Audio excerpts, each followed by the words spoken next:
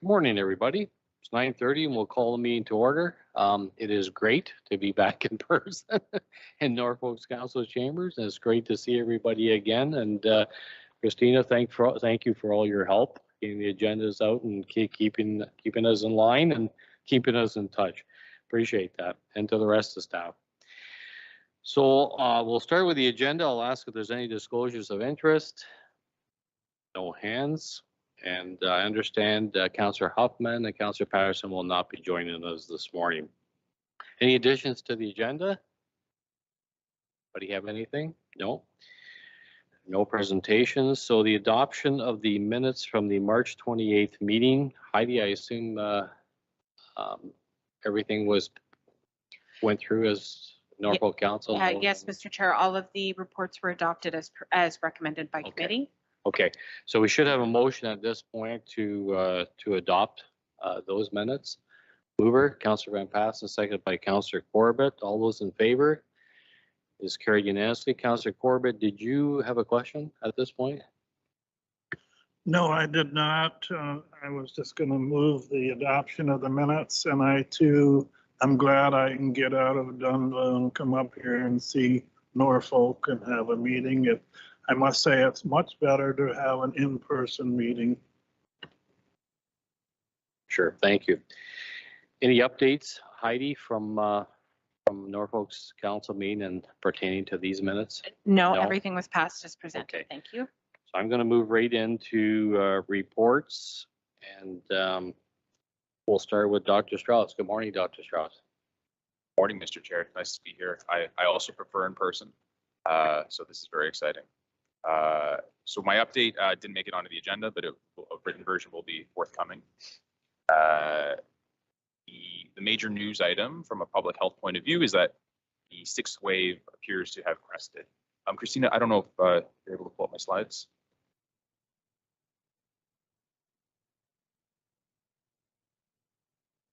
No. Oh.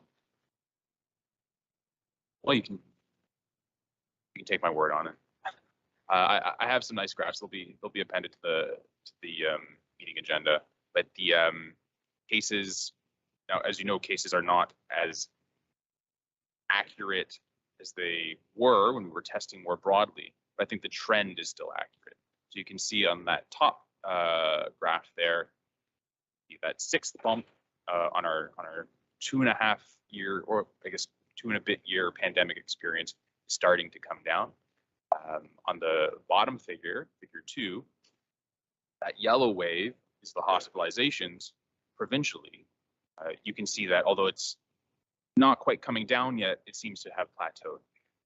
So I think at our last meeting, we talked about the expectation of a sixth wave, the expectation that it would be less deadly than previous waves because our population is so highly vaccinated, and because even among those who, for whatever reasons, didn't choose to become vaccinated, many of them have natural immunity now.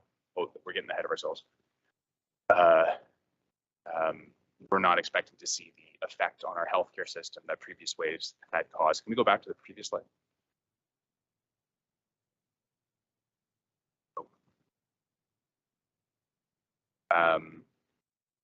So I'm pleased to say that in our local experience, and I review every death that is potentially related to COVID-19 in our community, and it has struck me that this has been the least deadly wave locally as well in terms of the case reviews that I've performed.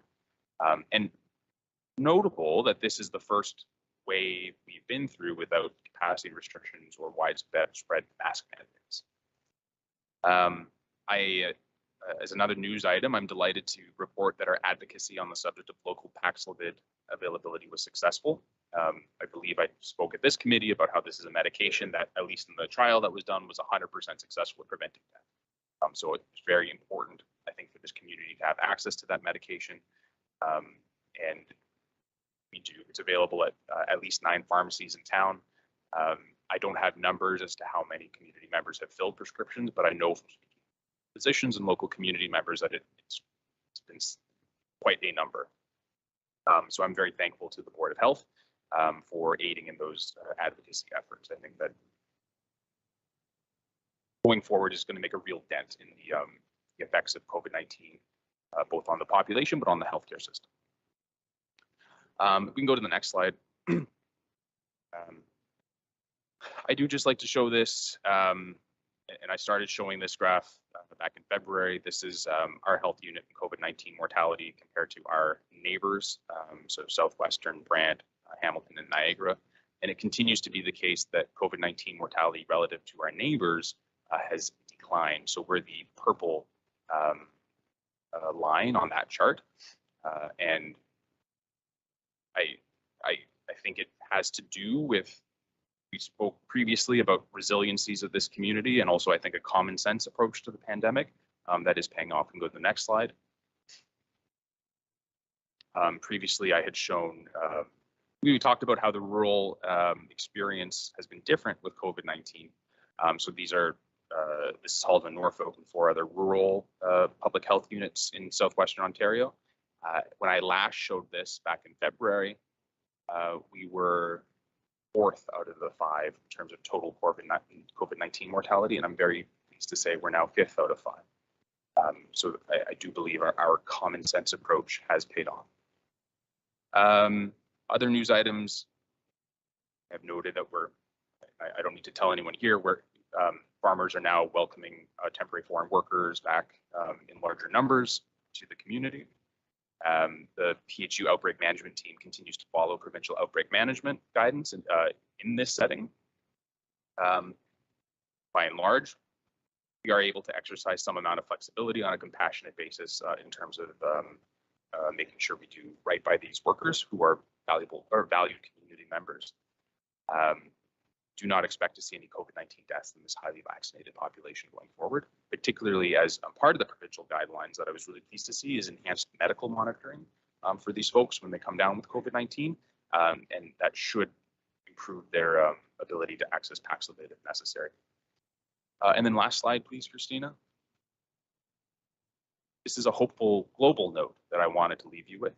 COVID-19 deaths per capita globally, this is the whole world we're looking at right now, have recently plummeted. They've plummeted to a level that has not been seen since March 2020. I expect to see that line continue to come down the next weeks and months. The definition of a pandemic is when cases and deaths from a infectious disease are higher than would be expected normal. So it kind of has to do with what you expect, what you think is normal. This number will never be 0 again. The genie cannot go back in the bottle. COVID-19 will be with us forever. But at some point, that line is going to hover around something that we'll consider normal. It might even be where it is now. I hope not. I hope it goes down lower and stays lower.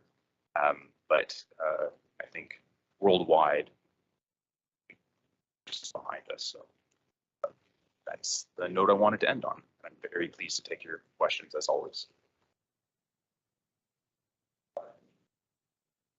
Yes, I have 2 questions, and the first one deals with the slide deaths per 100,000. I noticed that Alderman Norfolk is up there, and I'd have to ask you, is this as a result of discussion or decisions by people in our area not to get vaccinated? Is that? Oh, so we're the purple line. So on this figure, this is Halden Norfolk is in purple. Chatham Kent is in pink. It's a little bit blurry. We're testing my vision. I believe Lambton is green. Southwestern is blue. And it must be Huron-Perth, it's in orange then. So we're actually at the bottom. So we have the lowest COVID-19 mortality out of these 5 at this point. You can see at the beginning of the pandemic, we shot up the highest, but time being the great equalizer, gone from being the highest of the 5 a year and a half ago to being the lowest of the 5, which is, I think, fantastic news for our community. Thank you. And the second question I spoke to you earlier about is the 4th booster shot. I am, so to speak, system compromised with diabetes. Other people have systems that are compromised. What is your recommendation with regarding to get the 4th booster shot? So in the past, I've really relied on the National Advisory Committee on immunizations recommendations regarding booster shots. I always review their recommendations very carefully, and I'm always impressed by their professionalism, their open-mindedness to new evidence, and just the expertise with which they discharge their duties. So I'm very comfortable signing off on all of NACI's recommendations. And if you are in a group that NACI has recommended a 4th booster shot to, then I absolutely do think you should get it. The sort of mental model I use when looking at vaccinations is your first shot gives you about 80% of the benefit, that you're about 80% protected after your first shot. You get a second shot, you're about 90%. A third shot gets you maybe to 95. A 4th shot maybe gets you to 97, 98% protected. So it is the case that the marginal benefit decreases with each shot, but it's merely a needle. And if it buys you an extra 3% chance of staying out of the hospital, that's probably worthwhile for your health. So even as I guess I become less passionate and vociferous about sequential shots, it's still a good idea. You should still do it. Beats going to the hospital, particularly if you've not experienced any particular reaction to your first 3 shots. So, Councillor Corbett, I'm not work through the committee chair to you, Councillor Corbett. I'm not in a position to offer personal medical advice because I'm not your personal physician. But it sounds to me like you should get it. Not medical advice. Councillor Van Passen. Thank you, Mr. Chairman. I want to touch on those statistics myself because, if you look at the deaths per 100,000, but we had that terrible situation right at the very beginning of the pandemic at one single long-term care facility, and we lost 28 people, before we really knew how to deal with all the symptoms, the aspects of COVID-19. And if you pull that number out of there, then the stats in Hull and Norfolk are actually some of the best in Ontario, right? I haven't run that calculation myself, but yes, that would appear to be the case. There are certainly some of the best in southwestern Ontario. I think there are some also rural areas in eastern Ontario that have done very well. But yes, that's true. And when I initially presented this graph back in February, I mentioned that I wasn't there for that incident, but I think there was some, frankly, bad luck that occurred there. I don't think. I mean, obviously, pandemic was new. Didn't know things that we do know now. Couldn't know things that we do know now, and it's unfortunate that I think what happened there could have happened to many of those places, and it just happens to have happened here, and that's a shame. I could, Mr. Chairman, I know this crosses the line a little bit, but I got to offer congratulations to you and your wife on a new baby girl that recently came into this world, and I hope that her life doesn't have to deal with things like COVID-19. Thank you through the chair to you, Councillor Van Passen. So far she's not had COVID or a Happy Meal, and she and I thank the committee for not asking their usual hardest questions, because I am relatively sleep deprived on account of this beautiful baby girl we've been working on. But yeah, I appreciate the congratulations. Thanks, Councillor Van Passen. I wasn't aware of that. Congratulations, Dr. Strauss. And it doesn't matter whether they're 1 year old or 34 years old. I've lost a lot of sleep. Oh dear. Okay. Don't tell me that. I think it gets worse as they get older. Oh no. Oh no. Anyway, any other questions for Dr. Strauss? I see no hands. Dr. Strauss, thank you for your time and appreciate the update. Thank you. Thank you all. Heidi, I kind of skipped over there. Did you have anything you wanted to update committee on from the general manager's perspective? No, thank you, Mr. Okay, then Chair. I'm going to move right into staff reports then. The first one being on page 7, it's HSS 22010 regarding the Ontario Seniors Dental Program. Mr. Chair, I'd like to introduce Ms. Kike Ugunstelair, the program manager of school health and substance use with the Haldeman Norfolk Health Unit. And she is with us this morning to present this report via Teams.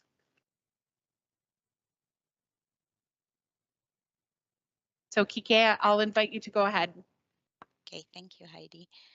Good morning, Chair and members of the Advisory Committee, senior managers and colleagues. My name is Kike Ogunsulire. I'm the Program Manager for School Health and Substance Use, and I will be presenting report number HSS 22010, which is a request for proposals for the Ontario Seniors Dental Care Program. In 2019 provincial budget, the Ontario Seniors Dental Care Program, OSDCP, was introduced for financially challenged seniors to access dental care services at little or no cost to them. The main objectives of this program are to prevent chronic disease, reduce infections, and increase quality of life while reducing the burden on the healthcare system. The program is 100% funded by the Ministry of Health and does not require levy contribution. The OSDCP was officially launched by the Ministry of Health on November 20, 2019 by opening the enrollment process to low-income seniors. The Ministry of Health also provided the Haldeman and Norfolk Health Unit with a one-time capital funding for enhancing existing infrastructure at the Donville and Simcoe offices to increase clinical spaces and capacity to provide preventive and therapeutic oral health services to the eligible seniors. In September 2019, it was confirmed by the Ministry of Health that the Board of Health may enter into partnership contracts with other entities or organizations or service providers on an hourly, sessional, or per diem basis for the provision of dental care services. A modified request for proposals was developed and issued to the marketplace. Contracts were executed in mid-November 2019 with 3 providers from December 2, 2019 to March 1, 2021. In February 2021, staff completed a modified procurement process in accordance with the county's purchasing policy, seeking proposals from qualified dental professionals within Haldeman and Norfolk counties to provide dental services for the Seniors Dental Program. Contracts were executed at the end of March 2021 with 4 providers for the period April 2021 to December 31st, 2021. The contracts were extended for 6 months till June 30th, 2022. The health unit in Simcoe still does not have the necessary infrastructure to implement the Seniors Dental Care Program. This is mostly due to construction delays as a result of the COVID-19 pandemic. Construction is, however, planned to be completed at the end of August 2022. In conclusion, staff are requesting approval to permit a modified procurement process, seeking proposals from qualified community dental professionals for a period of 6 months, with an option to extend the agreement on the same terms and conditions for an additional 6 months. This will ensure continuity of the implementation of the Seniors Dental Care Program until construction of the dental operatory is completed. Thank you for your time, and I'm happy to answer any questions. Thank you, Kike, for presenting the report. I'll ask if there's any questions from members of the committee. Councillor Corbett. Thank you very much. Thank you for the report. I think it's a great program. I note there are some construction delays. I'm wondering if that at all affects the time constraints for the funding. Does that have to be done within a mentionable time, or is it just when the construction's finished? Thank you. Through the committee chair to Councillor Corbett, the ministry has given us an extension to complete construction, so the funding will be available to us until construction is completed. Mr. Taylor. Bernie actually got me to that question, so with that, I'll just move the staff report.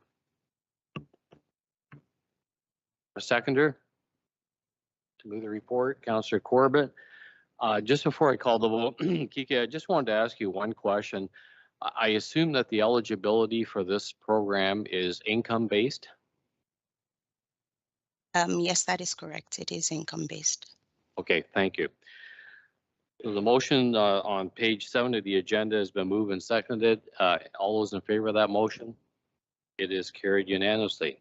Thank you. Thank you. So move on to the second staff report under Health and Social Services Division. It's HSS 22014 regarding the Homelessness Prevention Emergency Housing Program. Thank you, Mr. Chair. I will be presenting this report this morning, and I would note for committee that Ms. Stephanie Rice, Acting Director of Social Services and Housing, and Ms. Louise Level, Program Manager of Housing Homeless Prevention Services, are both on the line if there are any specific questions that I'm not able to answer. So the purpose of staff report 22014 is as a follow-up to a resolution that was passed at Norfolk Council requesting staff to review the emergency housing program to respond to community feedback that warming and cooling centers were needed and that an emergency housing location is needed in downtown Simcoe. Of course, as the municipal services manager for housing and homelessness, when we are reviewing programs, we are reviewing them for our entire 2-county area. So we are considering a service review for Haldeman services as well. And I would note for committee that we have received questions and feedback previously about an emergency housing location, specifically in the community of Dunnville. So as a follow-up to Council's motion, staff reached out through our Ontario Municipal Social Services Association to ask about information related to service delivery models for emergency housing. Shelters specifically, as this is a topic that tends to resurface from time to time over the years, and an estimate of initial and ongoing operating costs of shelters specifically. So responses were received from 5 municipalities, 3 of them which provided annual costs for shelters. On the low end, you will see that the annual cost to operate a shelter is $630,000. And on the high end, we received a response that the annual cost is $3 million. And that's for the operations of a 24/7 shelter.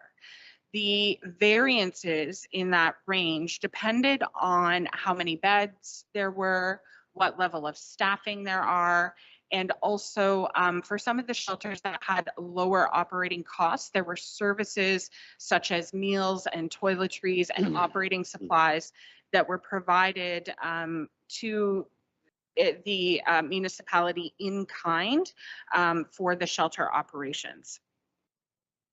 I would note that these are annual operating costs only. So they do not include capital. It doesn't include the cost, the initial capital cost to construct a shelter, and it does not include the ongoing capital requirements related to a shelter operation. So that would be things like replacing furniture, replacing a roof, replacing windows, those annual capital needs that that if you own a home, you know the kinds of capital things that I'm talking about. But if you extrapolate that out into a shelter that maybe offers 10 to 20 beds, you can see how those capital costs would escalate.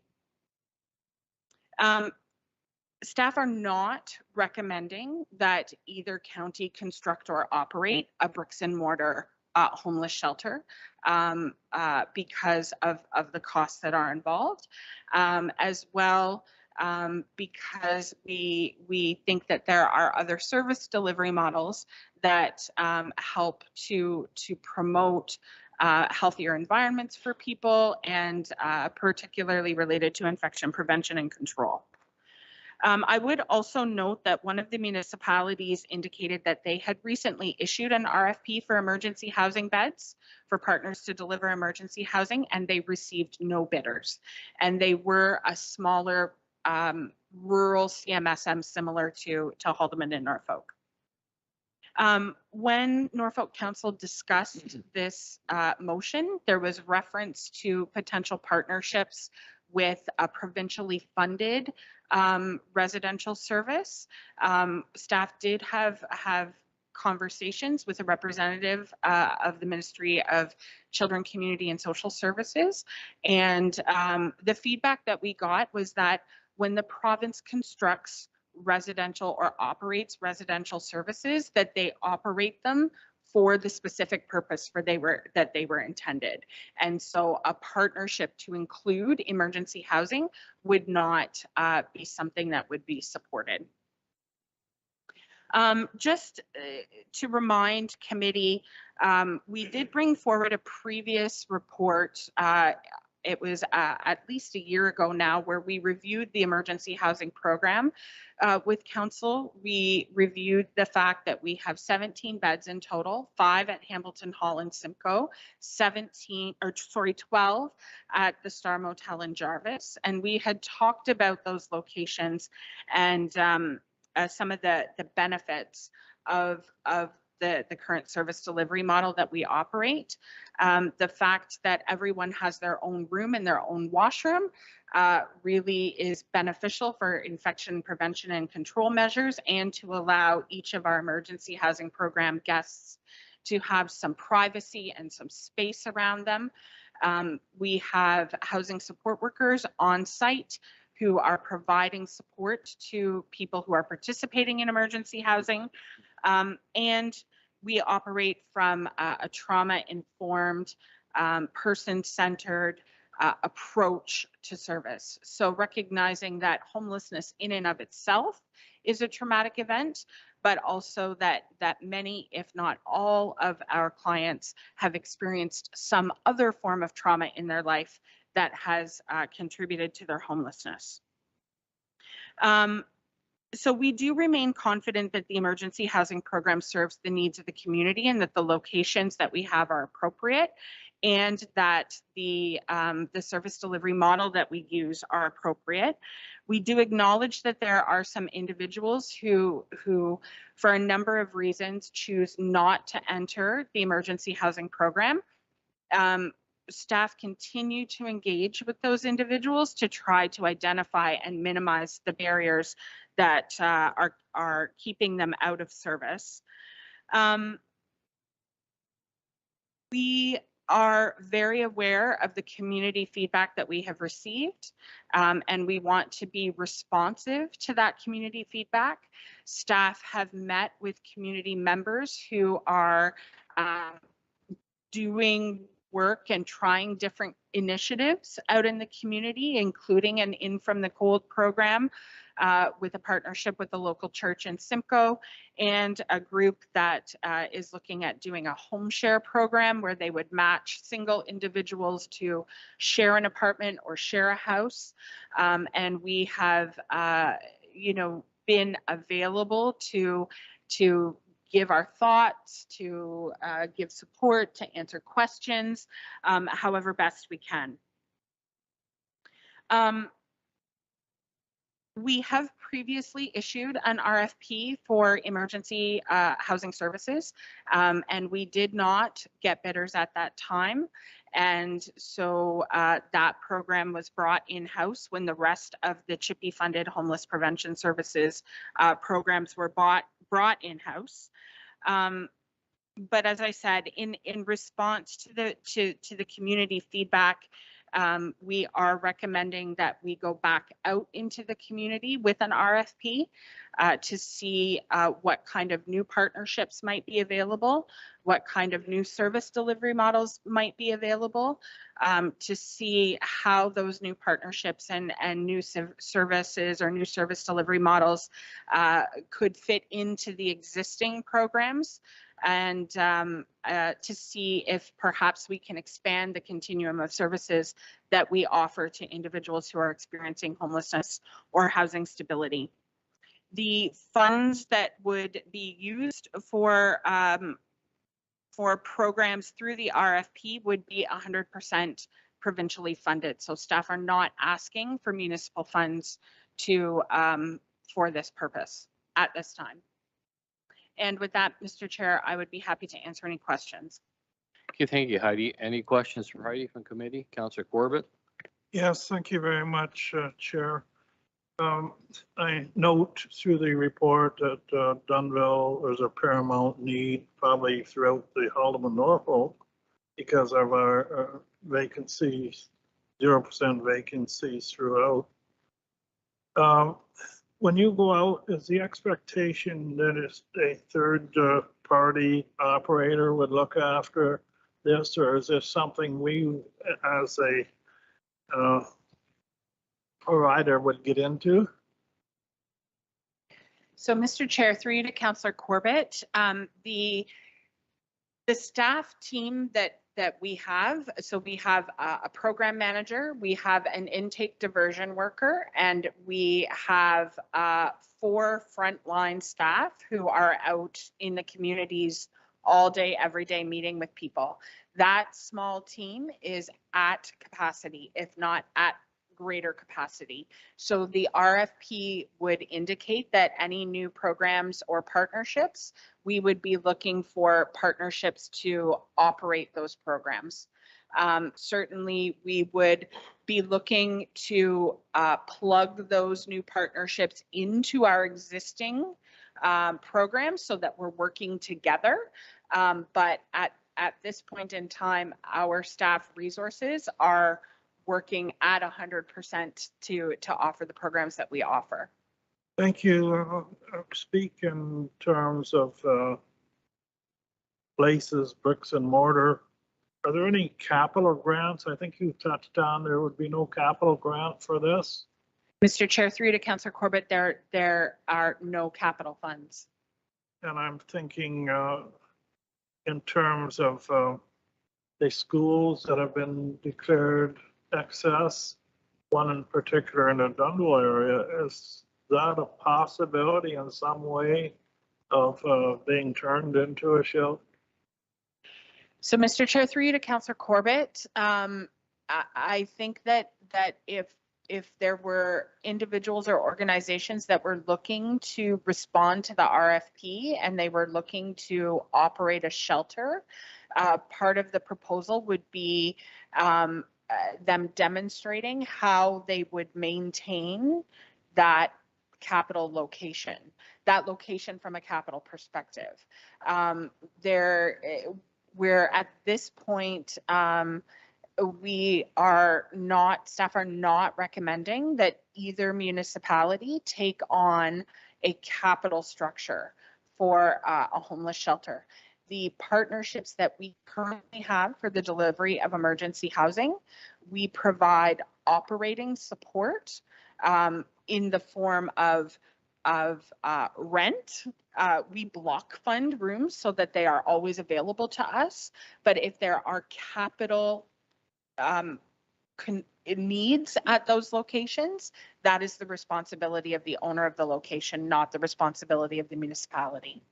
Thank you very much, because that leads into my next concern is where would you locate such a thing in Haldeman, Norfolk? I'm sure if you're located in Simcoe, you'd have problem with Caledonia and down in Dunnville. So I'm glad what you're saying, it would be an initiative by our third-party contractor. So I'm pleased in that way. It would become a decision that we would have to look at if you went to the bricks and mortar. So Ren Passen? Thank you, Mr. Chairman, and through you to Heidi. Notice one of the department recommendations is suggesting an expression of interest rather than a request for proposals. Now, could you go through the difference on those two? Because I have a personal definition in my head of the difference, but maybe that's wrong. So, Mr. Chair, through you to Councillor Van Passen, we would work, so that comment was suggested by Norfolk County Purchasing that prior to issuing a request for a formal proposal, that we could issue an expression of interest that would see if there were any parties even interested in working in partnership with us prior to us writing a detailed request for proposal with an evaluation component and prior to the potential bidders preparing a full RFP submission. So it's more of a higher level show of interest. That's sort of what I think, like an expression of interest. You're going to go out and look to see if there are groups that can bring something to the table and how we could work with them, as opposed to a request for proposal where you already know what you want and you're just looking for somebody to give you a price on what it would cost to do that. And I don't think it'd be a bad idea to take that first step of, checking in the community, see if there's groups out there, see if there's willingness to partner, do whatever. Maybe that is an important first step. So. Mr. Chair, if committee would like staff to go in that direction and feels that an amendment to the second recommendation is appropriate, it could be amended to read, and that council directs staff to issue an expression of interest prior to a request for proposal.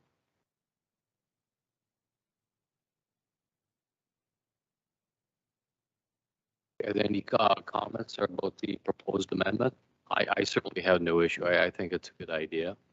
I see heads nodding. So then based on that amendment, Heidi, to the motion on the top of page 11, I'm going to ask for mover. Councillor Corbett's moved.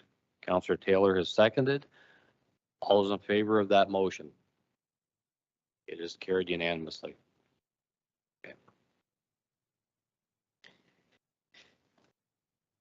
So there's nothing listed under quality planning, accountability, or performance, nothing under subcommittee reports. So I'll go on to item 9. There's one item listed there as communication regarding the annual Alpha conference. Any questions on that piece of correspondence? Heidi, do you want to comment? Mr. Chair, thank you. I would just note that if there are committee members who are interested in attending the Alpha annual general meeting, if you could let myself and Christina Lonsberry, our administrative coordinator, know, we can facilitate the registration for you. I look forward to the day though when that conference is back in person. I've attended in the past with your predecessor, and I really enjoyed the speakers, and had some pretty high profile people from the Ontario government come out and speak as well. It was actually a really good conference, but I'm sure we'll get there someday soon. So a motion to receive the item as 9.1 as correspondence by Councillor Taylor, seconded. Councillor Van Passen. All those in favor? It is carried. Anything under other business? Okay, then we're going to move into the closed session reports. So can I have a motion that committee moved into the closed session to deal with items 11.1, 11.2 at 10:12? Moved by Councillor Corbett, seconded by Councillor Taylor. All is in favor? It is carried. Sorry, Mr. Chair, before we move into closed session,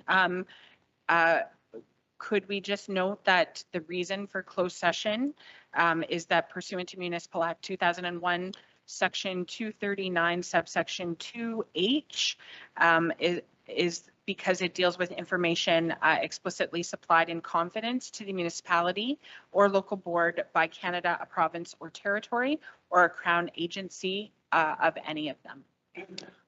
Okay, thank you, Heidi. Apologize, I should have read that out. Sure. Thank you.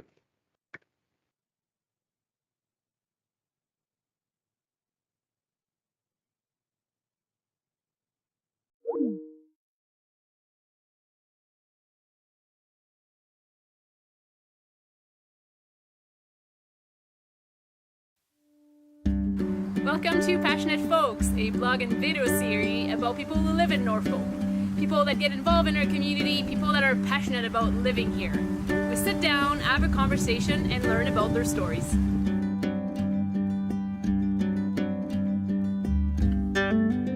Welcome to Passionate Folks. I am Emily. I love to connect with people. I love to ask questions and get to know people better. So today I'm sitting here with Scott. Hey. Hi. How are you? Good, how are you? Good. So Scott, to start, can you tell us a little bit more about yourself, who you are, where you're from, and where you live? My name's Scott McCrae. I'm a chef here in Norfolk County. I'm the chef at David's Restaurant in town, and I live in Port Dover, or just outside.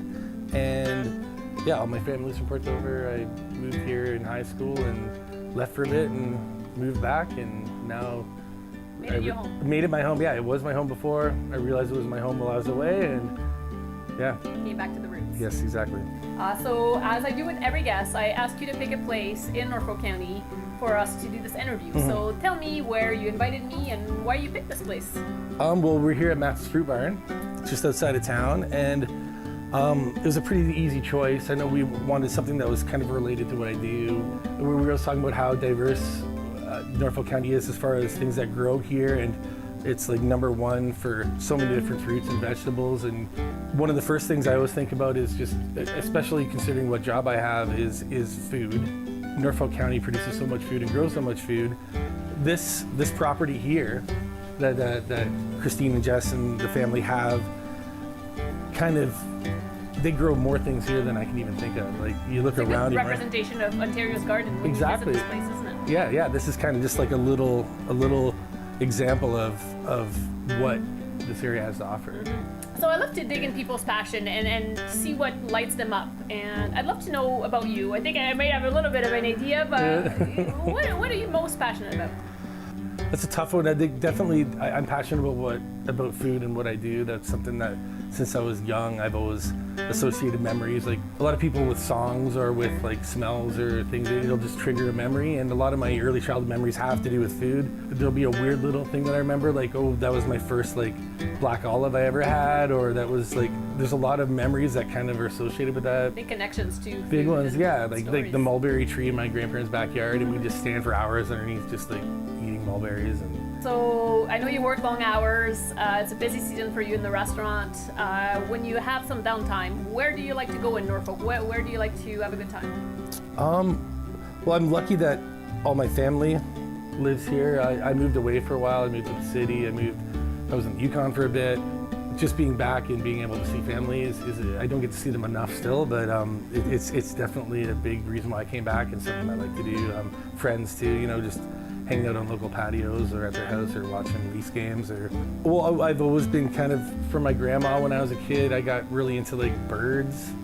Yeah, so I mean, there's binoculars in the truck right now with the bird Like book. go to Long Point or what? Oh, is well, your of course, like that's Long Point. Well, around here, like, I'm lucky I live out of town. You can drive out and see the tundra swans at Long Point when they come through.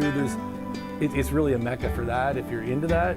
I'm a bit of a weird, obsessive record collector, and I've got a lot of records. Do you like to see live music around? Is Oh, of there course. decent bands that are around that you like to? Oh, tons. Yeah, it is. Yeah, it's great. I mean, like, a lot of my friends are musicians, and there's not a ton of downtime, but when there is, it's like sometimes just things that are just nice and relaxing. It always helps when you have like a local brewery. And there's a lot to pick from, so. Yeah, there's a lot of great ones. It's really exploded, especially since I moved back from Toronto about 10 years ago, and even in that time, it's the wine scene, the beer scene, the ciders, like all that has just exploded, and it's all really good. Like, So do you think, like, just back to the winery and the brewery, like, after high school and when you wanted to leave and get to the city and get out of here and coming back and finding it like right here? Well, even when I originally moved back, I was intended on going back to the city, and I came back and just realized that this is where I wanted to be. This is where my heart is. This is where I really belong, and And I have friends there, but the friends that I have here are friends I've had since I was like in high school, right? So there's something there where there's a, yeah. No, we live in a pretty cool place. Yeah, it's great. I thank you so much for your time. I love connecting with you and learning about your passions, so I appreciate it. Well, thank you very much. Thanks.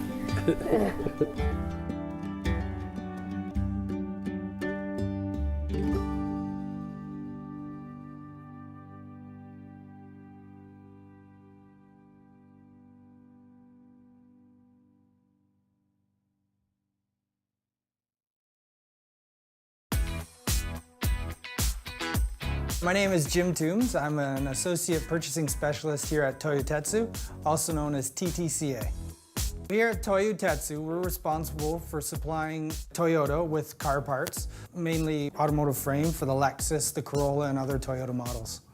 I started here in May of 2016. I was in welding. Here I am 2 years later, and I'm a salaried position. The job itself it's challenging. There are challenges in what I have to do every day, and for that I enjoy it. It's not monotonous day in, day out. There's new challenges that I'm confronted with and new tasks that I have to do. A high school student who's like, I'm not sure, I think this is an excellent opportunity to kind of answer that question for themselves. They can see what kind of the working world is like, as well as pick up skills. There are plenty of opportunities here. For example, for me, I was in welding, but that didn't mean I had to stay there. There's opportunities in stamping, where you'd learn different skills entirely. PC, again, the same thing, some different skills needed that you'd learn. Though we make car parts and they're welded, there are a lot of departments and areas that support that.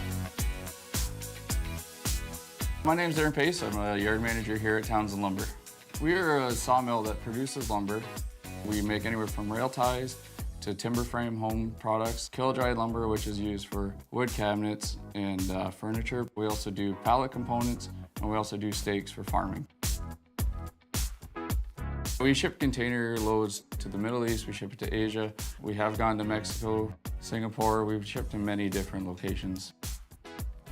My father has worked here for 30 years. He got me a part-time job as a summer student. I started as a regular piler, as a laborer at the entry-level position, and with hard work and dedication, I've been promoted through the system, and it took 9 years to become a supervisor. I enjoy the freedom of the job, like outside working with the heavy industrial stuff, talking to the range of customers and the way we produce things for them. My name is Cam Kirkwood. I'm a production supervisor at Superior Essex in Simcoe. We make magnet wire and cable for the transformer industries. Our magnet wire products are found all around you that most people don't even notice, in winding motors, in alternators in your vehicles, transformers on the side of the road or on top of poles. I've been here at the company for 15 years. I started on the floor as a machine operator for 7 years, and then I did a stint in engineering for about a year, and then I moved on to production supervisor for the last 7. One of the best parts about working here is it is a build-to-order shop. So although we do make similar products every day, it's very unique. We don't always see the same orders. There's always new challenges. One of the best parts about being in manufacturing for me is the shift work. So it provides an opportunity for you to adjust to do your own life on your days off, or you can pursue other interests. A lot of people have second businesses or hobbies that they really enjoy. There is lots of opportunity to advance. There's educational assistance programs. You can continue to learn new skills and advance to a new area if you were so desire. There's a great opportunity moving up the manufacturing sector. Try it, because you're going to learn a lot about the working world as well as yourself.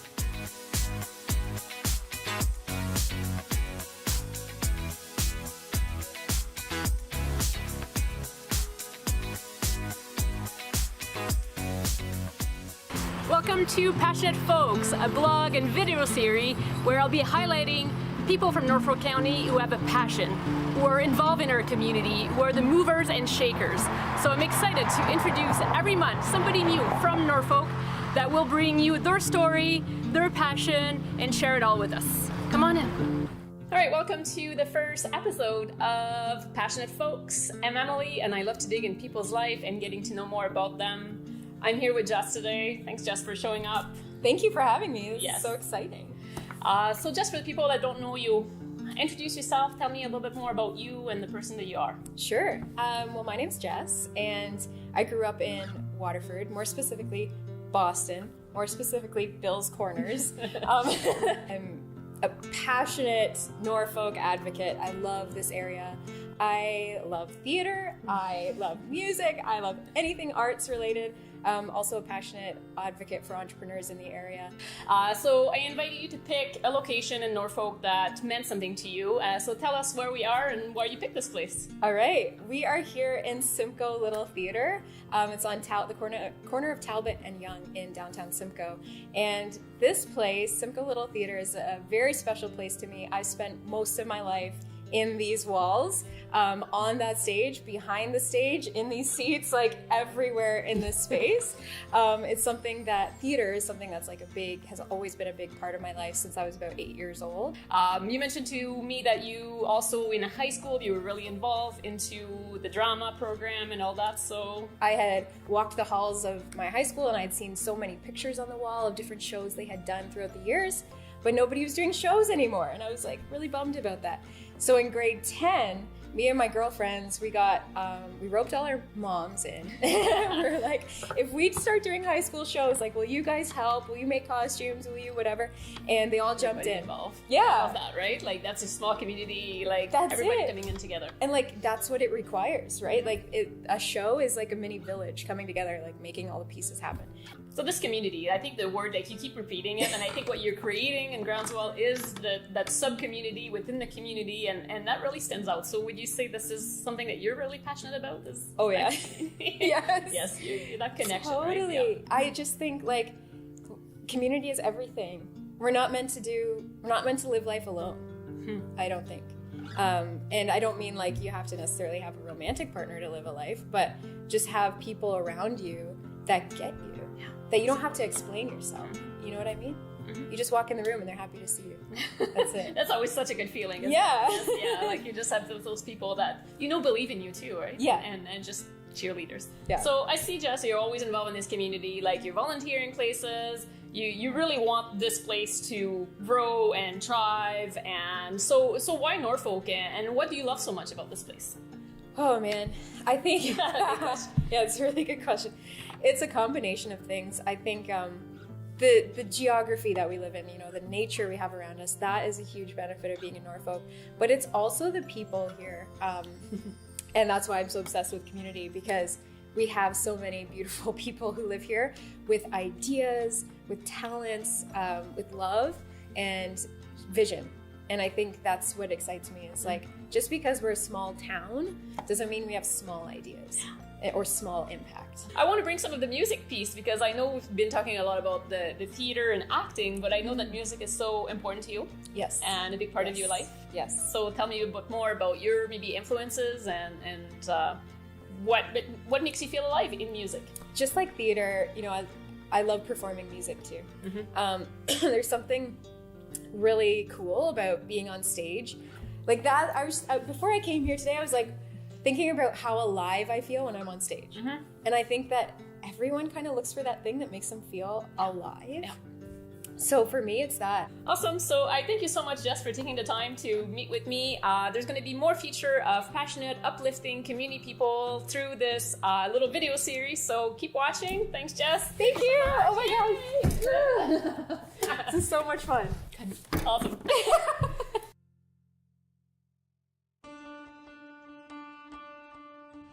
Welcome to Passionate Folks, a blog and video series about the people that live in Norfolk, people that are passionate, people that are involved in their community, people that bring a lot of positivity.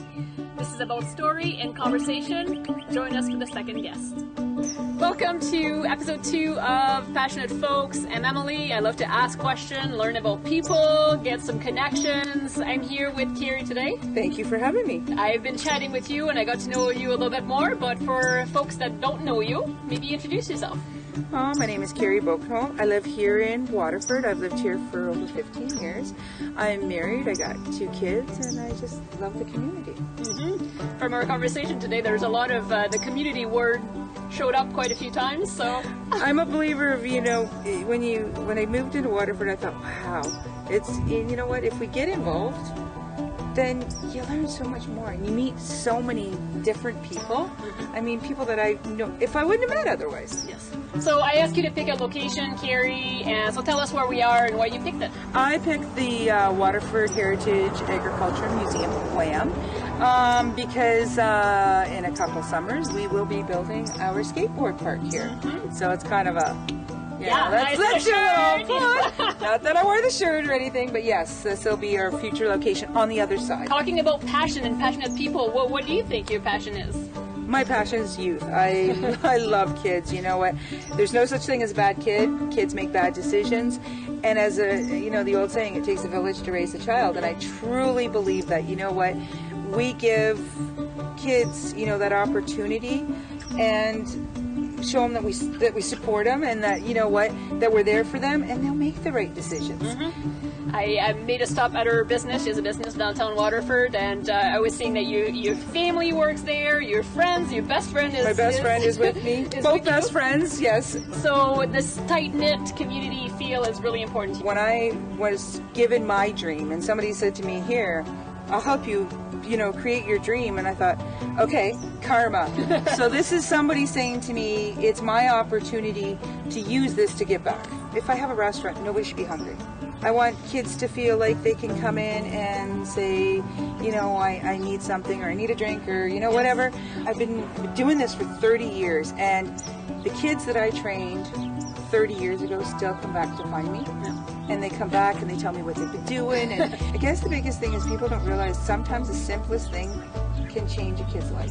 It is a ripple effect, don't you think? It is, you know what? And I mean, so I get to see their, I feel old when I start seeing them coming with their kids.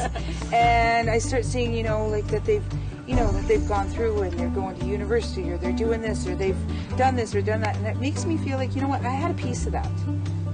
Just by being involved in their life, maybe I made a little bit of a difference.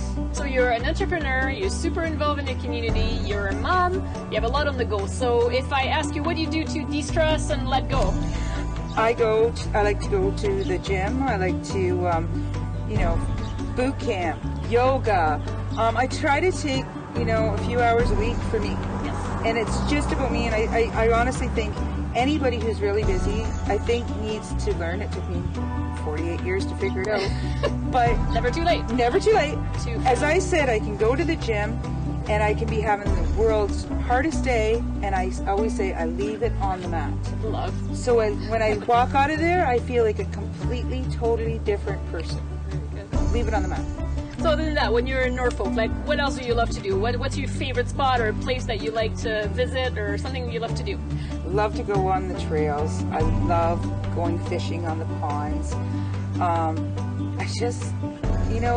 Waterford, I love, we have so many little places to go and see and do and What's stuff. happening in this community? You know what, there is. And I mean, the thing is we don't really, I laugh because there's so many of us who don't see what's here. They're right here.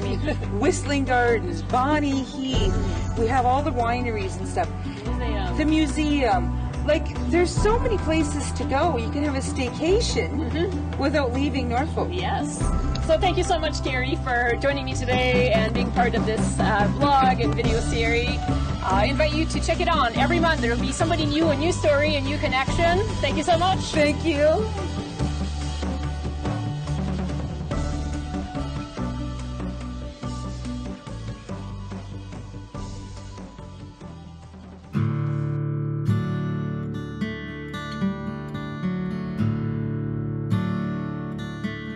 Welcome to Passionate Folks, a vlog and video series about the people of Norfolk. People that are involved in our community, people that bring a lot of energy. So this is about a conversation, this is about their story. So welcome to episode 3.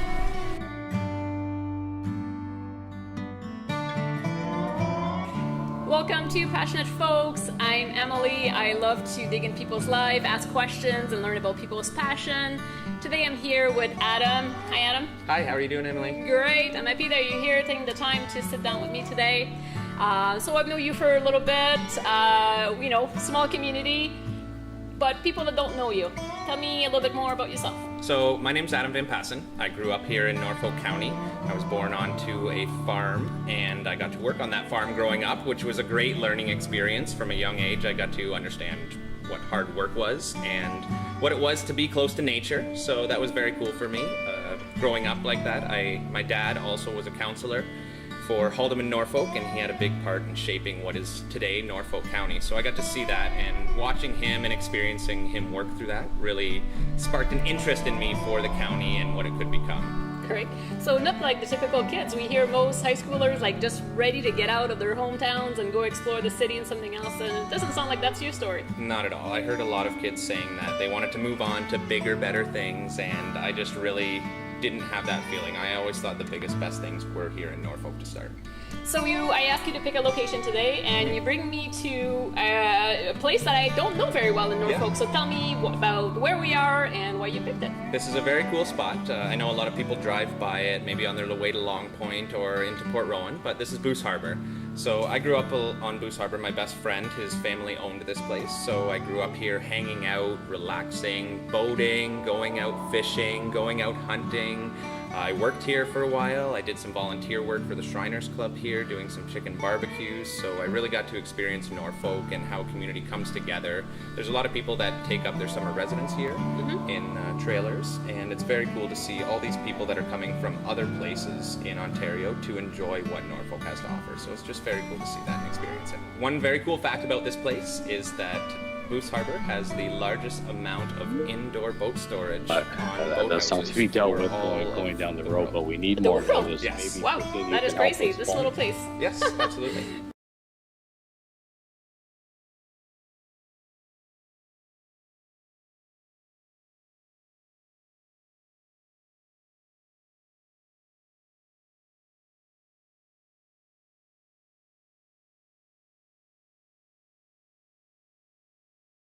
To even call my cell phone and I could put him on speaker. Okay.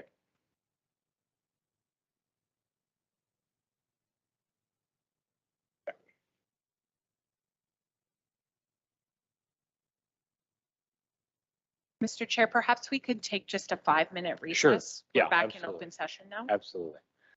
Excuse me.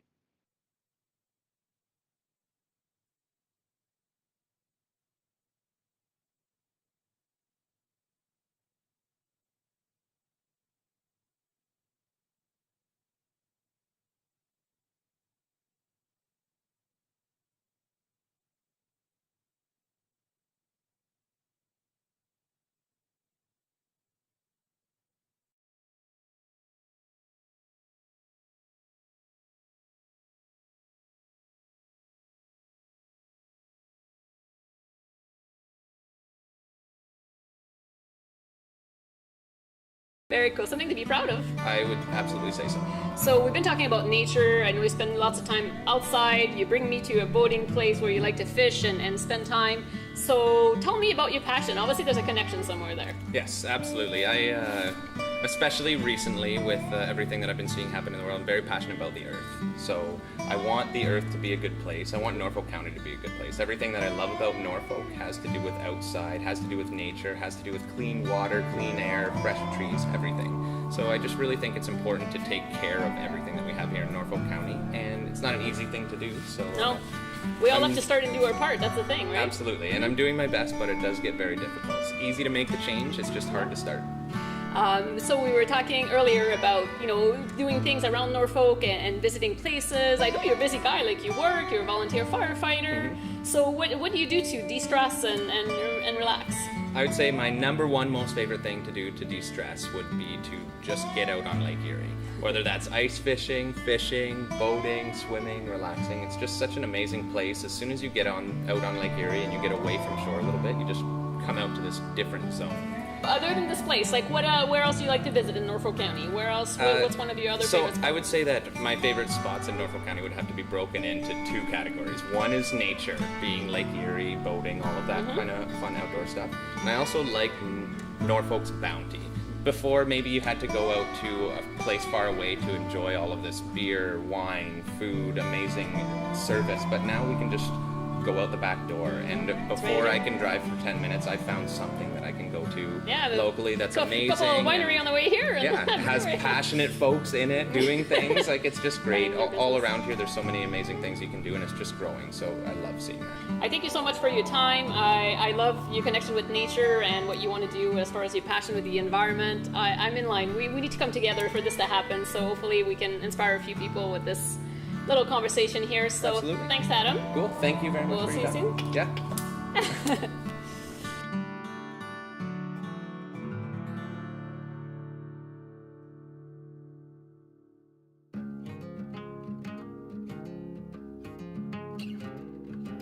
Welcome to Passionate Folks, a blog and video series about the people of Norfolk. It's about people that have high energy, that get involved in their community. We sit down, have a conversation, learn about their passions.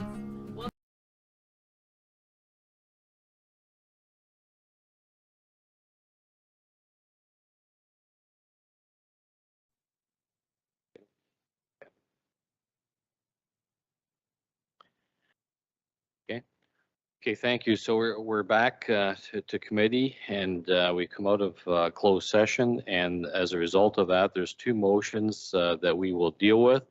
For the benefit of the public, we have Councillor Taylor available by phone to participate in the voting for these two recommendations.